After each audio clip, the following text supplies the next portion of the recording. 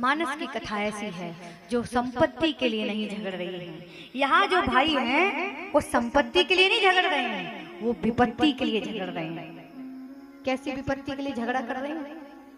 ऐसा झगड़ा संसार में कभी हुआ ही नहीं, भूतो न भविष्य की, जो राम कथा के भीतर हुआ है। आओ, एक भाई दूसरे भाई से झगड़ा करने जा रहा, वो कौन सा झगड़ा, कैसा झगड़ा? महाराज देवता यदि मन में मंत्रणा कर रहे हैं तो बृहस्पति भगवान समझाते हैं चिंता मत करो, सब अच्छा ही होगा। वे भगवान जब अपने पिता के वचनों की पूर्ति के लिए वन में चले आए हैं, वे किसी प्रकार से अपने प्रण को छोड़ने वाले नहीं।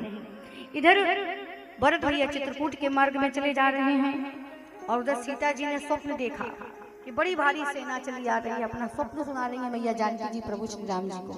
और इधर थोड़ी देर बाद एक घटना प्रकट हो गई। कौन सी? कोल किरात जितने भी निषाद राजगुरु सब भैया भरत के साथ जा रहे थे भगवान की ओर, जैसे बड़े सब जय घोष करते जा रहे थे, प्रसन्न थे। भाई का एक भाई के प्रति ऐसा समर्पण, ऐसा अगाध प्रेम देख करके सब जय घोष करते हुए जा रहे थे। महाराज भरत जी पैदल ही चले आ रहे हैं। इधर प्रभु कुटिया में विराजमान है। भगवान मन में विचार कर रहे, बड़ा शोक कर रहे हैं। मेरा भरत, मुझे पता है मेरा भरत अवश्य आएगा, मेरे बिना रह ही नहीं सकता वो, लेकिन मैं ऐसे कंकड़ पत्थर की भूमि पर चल करके आया हूँ, मेरे कारण मेरा भैया कितना कष्ट उठाएगा मुझे मालूम है। इधर भैया जानकी स्वप्न सुना रही हैं। वो उधर लक्ष्मण जी को पता लगा कि भरत जी बड़ी भारी सेना लेकर के आ रहे हैं। लक्ष्मण जी को तो शंका हो गई कि कहीं ऐसा तो नहीं इसके मन में खोट आ गया।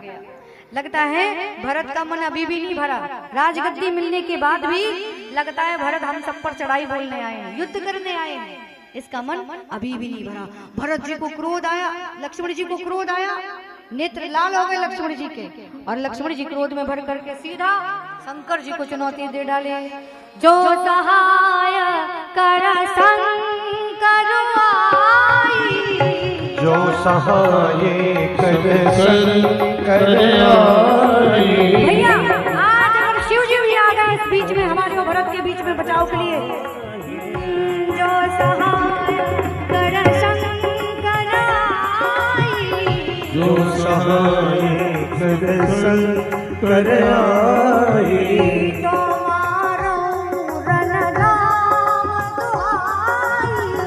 तुम्हारो रण राम दुआई, जय जय सिया राम, जय सिया राम, जय जय सिया राम। आज यदि शिव जी भी भरत की रक्षा करने के लिए अगर आ गए, ना भैया नहीं बोल रहे हैं, लक्ष्मण जी कह रहे हैं भैया आज अगर भरत की रक्षा करने के लिए शिव जी भी आ गए तो आज मैं उन्हें भी नहीं छोड़ने वाला। आपकी शपथ राम दुहाई, आज उन्हें भी मार डालूंगा मैं। लक्ष्मण जी को बड़ी जोर से क्रोध आया कि इसका मन अभी भी नहीं भरा। और देखो यहाँ पर प्रभु श्री राम जी ने कितनी सुंदर बात कही। ये वही टाइम होता है जब भाई भाइयों में फूटन हो जाती है। भगवान ने कितने प्यार से संभाला। परिवार का क्या उत्तरदायित्व होता है, प्रभु श्री राम जी की कथा में देखिए कैसे भगवान ने समझाया। तुरंत अपने पास बैठाला, लक्ष्मण ये किस प्रकार की सोच प्रकट कर रहे हो? अरे भैया ये सूर्य चमकना छोड़ सकता है। भरत जी की प्रेम की महिमा गाते हैं भगवान, लक्ष्मण जी को समझाते हैं ये सूर्य जो है ना वो चमकना छोड़ सकता है, कदाचित पृथ्वी क्षमा का भाव त्याग सकती है, लेकिन भरत अपने मन से हमारे प्रति प्रेम को नहीं त्याग सकते। सूर्य भले ही पूर्व से पश्चिम में उग जाए, राई भले ही पर्वत बन जाए, लेकिन मेरा भरत मेरे प्रति अपने मन में को भाव लाए, ये कदापि संभव नहीं है, कभी नहीं हो सकता। लखन तुम्हार, ये मैं विश्वास नहीं बल्कि दृढ़ विश्वास के साथ कह रहा हूँ कि लखन तुम्हार शपथ पितुआना, ये विश्वास होना चाहिए भाइयों का भाइयों के प्रति, तब दूसरा कभी कुछ नहीं बोल सकता।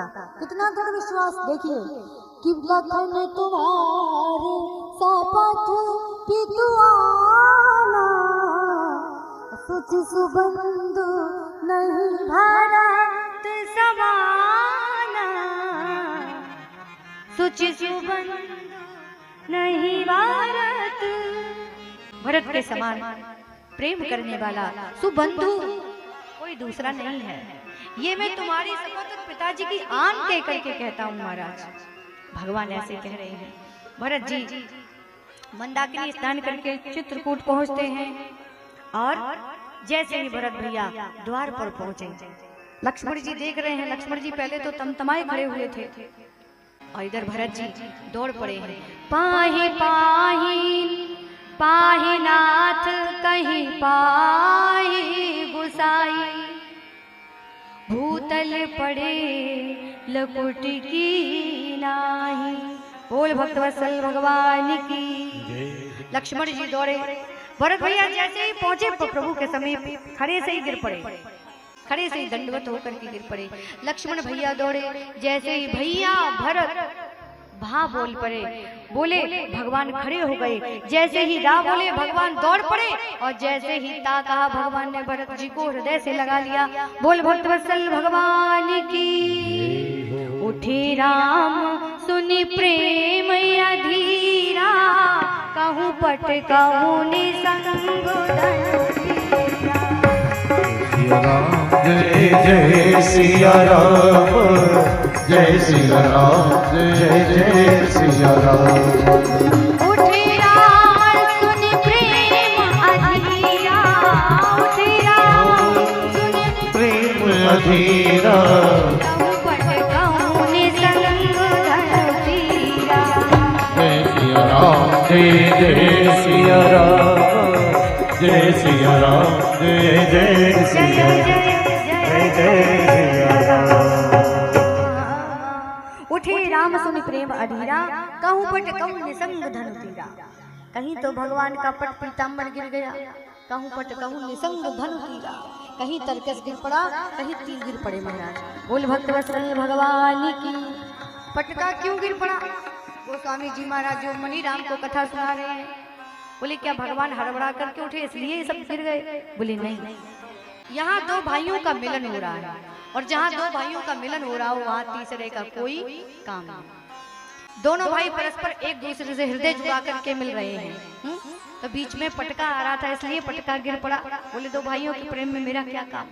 और जहाँ प्रेम की बात हो रही हो वहाँ हथियारों की, हथियारों का क्या काम? ये भगवान की कथा है महाराज। यहाँ पर दिखावा करने के लिए 50-60 हथियार राइफल लेकर के खड़े हो जाओ तो क्या मतलब बना? ये तो प्रेम की कथा है। लोग बागों ने तो कथा को भी नहीं छोड़ा, वहाँ पर भी दिखावा करने के लिए हथियारों से लैस लोगों को खड़ा कर देते हैं। भाई हथियारों को तो ना लेकर के यही एक जगह बची है जहाँ हथियार नहीं चलते हैं। यहाँ तो केवल प्रेम का हथियार चलना चाहिए। तो जहाँ प्रेम की बात हो, जहाँ भक्ति के भाव हो, वहाँ पर हथियारों का क्या काम? इसलिए भगवान के तरकस तीर गिर पड़े। बोल भक्तवत्सल भगवान की। बरबस लिए उठाए उर लाए कृपा निधान, और भरत राम के मिलन लखी बिसरे सवही अपान। बोल भक्तवत्सल भगवान। जय। प्रभु श्री राम भरत जी को उठा करके बार बार हृदय से लगाना चाहते हैं, लेकिन भरत जी अपने मुख को नीचे ही पृथ्वी पर गड़ाए जा रहे, मुख ही नहीं उठाते। भरत जी मन में सोच रहे हैं कि क्या सोच रही होगी मेरी भाभी माँ, जिनका अभी अभी विवाह हुआ, हाथों की मेहंदी भी न छूटी, मेरे कारण घोर जंगल में वन में उन्हें आना पड़ा, कैसे अपना मुख दिखाऊं? प्रभु समझ जाते हैं कि मेरे भरत बहुत खेद कर रहे हैं। तरह तरह से भांति भांति से भगवान ने समझाया। मैया जानकी जी ने भी प्रसन्न होकर के भरत की भूरी भूरी प्रशंसा की। अब जाकर के भरत जी के मन में कुछ शांति आई कि चलो मेरी भाभी माँ मेरे से नाराज नहीं है। ये पता नहीं क्या सोच रही होगी कि कैसा देव मिला, विवाह होते ही मुझे जंगल भेज दिया, इतना बेईमान। बोले भाई तो भले मान भी जाएं, लेकिन भाभी को कैसे मनाऊंगा मैं?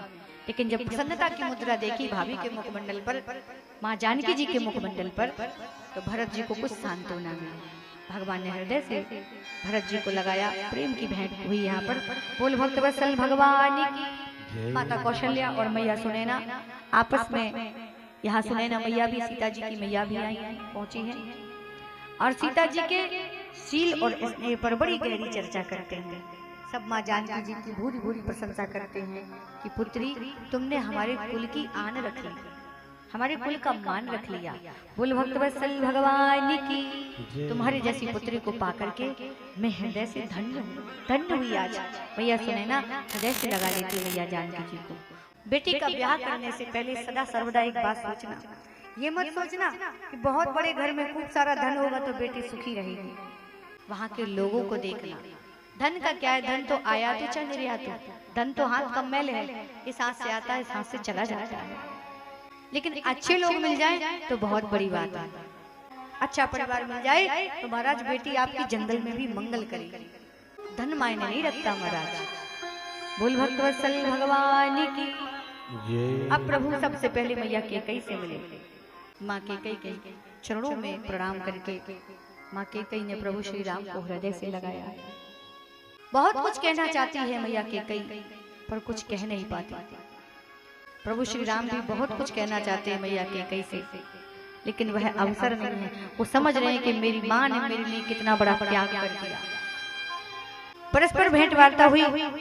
राम जी और भरत भैया के इस मिलन को देख करके सभी द्रवीभूत हो गए। कहते वहां जो शिलाएं थी वे भी पिघल गई। जो शिलाएं थी वहां पर इस भ्रात प्रेम के मिलन को देख करके वह भी पिघल गई।